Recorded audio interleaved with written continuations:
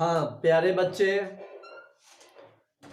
आज ये क्वेश्चन पूछा है एक बच्चा कि what will happen if an RBC is placed in a hypotonic solution. तो क्वेश्चन ये है कि हाइपोटोनिक सॉल्यूशन में आरबीसी को प्लेस करने पर क्या होगा।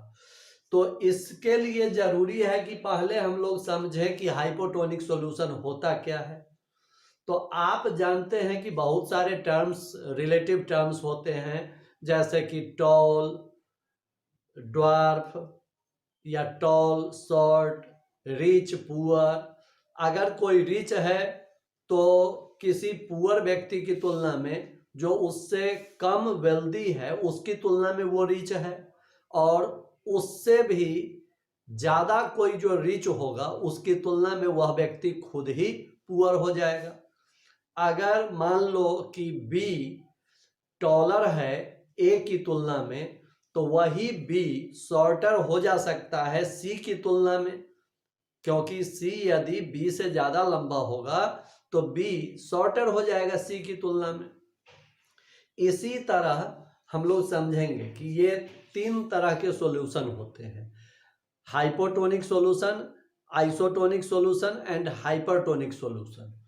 तो ये देखो कि अगर दो सॉल्यूशंस हैं, दो में जिस सॉल्यूशन का कंसंट्रेशन कम होगा, मतलब अगर सॉल्यूशन ए का कंसंट्रेशन सॉल्यूशन बी की तुलना में कम है तो सॉल्यूशन ए हाइपोटोनिक सॉल्यूशन हो जाएगा, और सॉल्यूशन बी ए की तुलना में हाइपरटोनिक सॉल्यूशन हो जाएगा। हाइपरटोनिक माने लार्जर कंसंट्रेशन या higher concentration, and hypotonic means lower concentration. Iso माने होता है इक्वल, आइसो मीन्स इक्वल, और टोन फॉर प्रेशर। तो अगर दो सॉल्यूशंस हैं और दोनों सॉल्यूशंस का जो वाल प्रेशर होगा, अगर दोनों का वाल प्रेशर सेम है तो दोनों सॉल्यूशन आइसोटोनिक सॉल्यूशन हो जाएंगे।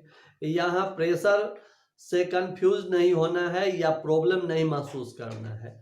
प्रेशर को इस रूप में लेंगे कि अगर दो सॉल्यूशंस हैं और दोनों का थिकनेस, दोनों का गाढ़ापन, दोनों का कंसंट्रेशन सेम है, तो हम ऐसे दोनों सॉल्यूशंस को क्या बोलेंगे? आइसोटोनिक सॉल्यूशंस बोलेंगे। यहाँ हमने एक एग्जांपल लिया कि 500 ml of water has been placed in container A and this contains 100 grams of sugar. Here, watch that this container contains 500 ml of water and sugar, only 50 grams of sugar has been added in it. This way, solution B is less thick and this is more thick. That is, this is a thicker solution and this is a thinner solution. तो ये गाढ़ा घोल है और ये पतला घोल है। इस सॉल्यूशन का कंसंट्रेशन हाई है, इस सॉल्यूशन का कंसंट्रेशन लो है। तो ये सॉल्यूशन हो गया हाइपरटोनिक सॉल्यूशन और ये सॉल्यूशन हो गया हाइपोटोनिक सॉल्यूशन। लेकिन एक दूसरे के लिए इसका कंसंट्रेशन ज्यादा है, देखो 100 ग्राम्स ऑफ शुगर है और यहाँ 50 ग्राम्स ऑफ शुगर ही है। दोनों में सोलवेंट का अमाउंट सेम है, तो सोलवेंट के रिलेटिवली इसमें 100 ग्राम्स ऑफ शुगर है और सोलवेंट के रिलेटिवली इसमें 50 ग्राम्स ऑफ शुगर है। तो ये हो गया हायर कंसंट्रेशन वाला, मतलब थिकर सॉल्यूशन या हाइपरटोनिक सॉल्यूशन, और ये हो गया लोअर कंसंट्रेशन वाला यानी कि थिनर सॉल्यूशन या हाइपोटोनिक सॉल्यूशन। और ये ए एंड सी दो सॉल्यूशंस पर अब विचार कीजिए। इसमें आधा लीटर पानी है, इसमें 1 लीटर पानी है।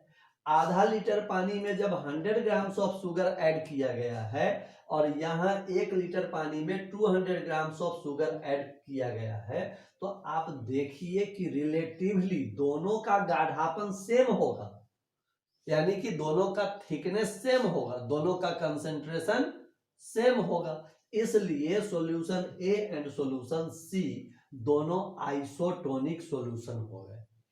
अब रही बात, क्वेश्चन पर आते हैं कि आरबीसी को हाइपोटोनिक सॉल्यूशन में प्लेस करेंगे तो क्या होगा। तो इसके लिए हम लोगों को ऑस्मोसिस पढ़ना होगा। ऑस्मोसिस में क्या है ऑस्मोसिस का डेफिनेशन है कि फ्लो ऑफ सोलवेंट, याद रखिए, flow of solvent from a hypotonic solution, hypotonic माने less concentrated solution, from a hypotonic solution to a hypertonic solution,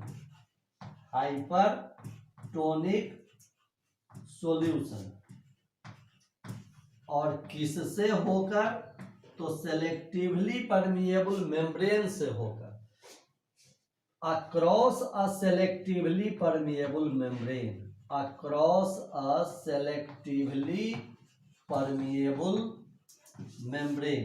cell membrane होता है selectively permeable membrane. Exact ideal selectively permeable membrane कौन होता है, तो cell membrane होता है, cell membrane होता है।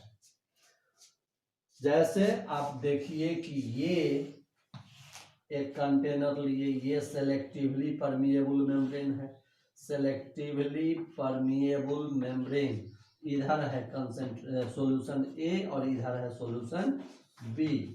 अब देखिए दोनों में डाला हुआ है, दोनों में मान लो कि 500 ml ऑफ वाटर या सोलवेंट कहो, सोलवेंट, इसमें भी 500 ml ऑफ सोलवेंट है, सोलवेंट।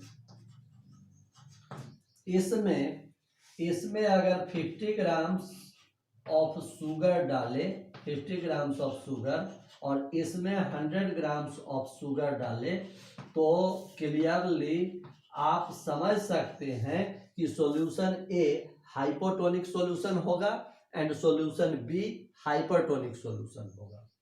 तो सॉल्यूशन ए से जो पतला सॉल्यूशन है, जो हाइपोटोनिक है, हाइपोटोनिक सॉल्यूशन है, उससे सॉल्वेंट का फ्लो होगा किस में, बी में होगा। मतलब इसमें से सॉल्वेंट आ जाएगा बी में, मतलब अगर इसमें सॉल्वेंट के रूप में वाटर है तो इसमें से वाटर बी में आ जाएगा। कितना वाटर आ जाएगा, तो उतना वाटर आ जाएगा, और तब तक आता रहेगा जब तक कि दोनों ही सॉल्यूशंस का कंसंट्रेशन इक्वल ना हो जाए। मतलब कंसंट्रेशन को इक्वल करने के लिए ही ऑस्मोसिस की घटना होती है लिविंग सिस्टम में। लिविंग सिस्टम का मतलब प्लांट सेल्स में, एनिमल सेल्स में, प्लांट के बॉडीज में, एनिमल के बॉडीज में। तो ये नेचर का ये बनाया हुआ नेचुरल लॉज पर बेस्ड है कंसंट्रेशन को इक्वलाइज करना। और आप जानते हैं कि बायस्डनेस, पक्षपात, ये ह्यूमन की टेंडेंसी है। नेचर कभी पक्षपात नहीं करता है, nature is always impartial, nature कभी भी पक्षपात नहीं करता है। तो इक्वलिटी लाने के लिए सॉल्यूशन ए से सॉल्वेंट आएगा बी में, तब तक आएगा जब तक कि इसका भी कंसंट्रेशन उतना ही न हो जाए जितना कि इसका है। मतलब जब दोनों का कंसंट्रेशन सेम हो जाएगा, इक्वल हो जाएगा, तो फिर फ्लो रुक जाएगा। अब आप यहाँ पर ये बात समझ गए। अब इसके माध्यम से आप अब देखिए एक्चुअल क्वेश्चन पर आइए कि ये एक हाइपोटोनिक सॉल्यूशन है, ये हाइपोटोनिक सॉल्यूशन है, हाइपोटोनिक सॉल्यूशन, और इसमें डाल दिया गया है क्या, हाइपोटोनिक सॉल्यूशन में डाल दिया गया है एक आरबीसी। आरबीसी का शेप होता है बाइकनकेव डिस्क लाइक। कई बार मेडिकल एंट्रेंस एग्जामिनेशन में पूछा गया है ये शेप ऑफ आरबीसी, तो बाइकनकेव डिस्क लाइक होता है। क्यों होता है, क्योंकि इसमें से न्यूक्लियस निकला हुआ रहता है। मैमेलियन आरबीसी का फीचर है कि इसमें आरबीसी नहीं होता है, ओनली एक्सेप्ट कैमेलिडी फैमिली। कैमल्स भी माने ऊंट, ये भी मैमल फैमिली का ही मेंबर है, तो उस फैमिली में आरबीसी पाया जाएगा। लेकिन बाकी किसी मैमल में किसी मैमल के आरबीसी में न्यूक्लियस नहीं पाया जाता है। तो ये बाइकॉन्केव डिस्क लाइक है। अब देखो कि इसके अंदर भी प्रोटोप्लाज्म होगा, क्योंकि आरबीसी क्या है, तो आरबीसी एक सेल है, तो सेल है तो आरबीसी में प्रोटोप्लाज्म होगा ना। तो इसके प्रोटोप्लाज्म का जितना कंसेंट्रेशन होगा उससे कम कंसेंट्रेशन है इस सॉल्यूशन का, तो ये हो गया हाइपोटोनिक सॉल्यूशन। और इसका ज्यादा कंसेंट्रेशन है, इसका कम कंसेंट्रेशन है, हाइपोटोनिक सॉल्यूशन है ये। तो अब अगल बगल से वाटर का फ्लो होगा, बाहर से अंदर की ओर वाटर का फ्लो होगा। इस प्रोसेस को एंडोऑस्मोसिस कहते हैं। जब बाहर से सॉल्वेंट अंदर फ्लो करे तो एंडोऑस्मोसिस, और जब अंदर से सॉल्वेंट बाहर फ्लो करे तो एक्सऑस्मोसिस। तो यहाँ क्या होगा कि बाहर से सॉल्वेंट फ्लो करेगा आरबीसी के अंदर, और आरबीसी स्वेल कर जाएगा, फूल जाएगा, और यदि ज्यादा समय तक इसको छोड़ दिया जाए तो आरबीसी फट जाएगा। और आरबीसी फटेगा, इसका हीमोग्लोबिन बाहर आ जाएगा, सेल डिस्ट्रॉयड हो गया, रप्चर हो जाएगा आरबीसी। रप्चर माने फटना, और रैप्चर मीन्स होता है ठहाका। तो ये सब इंग्लिश भी सीखते चलेंगे, कहीं कोई चीज आ जाए तो टीचर का मकसद होना चाहिए कि जो आ गया सामने उसको एक्सप्लेन करते चले। अब देखिए कि इसी से संबंधित आज ये क्वेश्चन पूछा गया, कोई कभी दूसरा क्वेश्चन पूछ दिया जाए। मान लो कि ये एक सॉल्यूशन है और ये वाटर एंड कॉमन सॉल्ट का सॉल्यूशन है, माने एक्वस NaCl सॉल्यूशन है। एक्वस, इसको ब्राइन भी बोलते हैं, तो एक्वस NaCl सॉल्यूशन है, तो NaCl डाला हुआ है, तो ये ज्यादा कंसेंट्रेशन वाला सॉल्यूशन होगा, गाढ़ा सॉल्यूशन होगा। तो इसमें यदि हम एक आरबीसी डाल देंगे तो ये है, अब हो गया, ये हो गया हाइपरटोनिक सॉल्यूशन, हाइपरटोनिक सॉल्यूशन। अब हाइपरटोनिक सॉल्यूशन में जब आरबीसी डालेंगे तो आरबीसी के प्रोटोप्लाज्म में जो बचा खुचा वाटर होगा वो भी बाहर आ जाएगा, और आरबीसी और भी कंट्रैक्ट कर जाएगा, सिकुड़ जाएगा। तो बात समझ में आ गई होगी।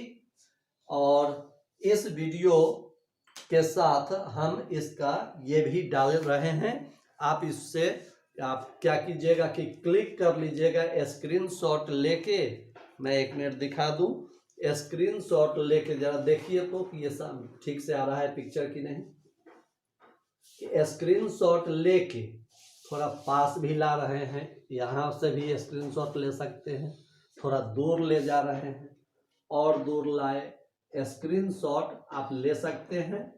स्क्रीनशॉट लेके और तब बढ़िया से नोट कर लीजिएगा, इसी चीज को इसमें भी बताया गया है, ठीक ना। अच्छा, एक बात और ध्यान रखिए कि अभी तो ये जो अपना YouTube चैनल है केमिस्ट्री वाला बाई अविनाश सर, उस पर अपलोड हो रहा है, और इसी तरह आपको ऐप के माध्यम से भी पढ़ाई की व्यवस्था दी जाएगी।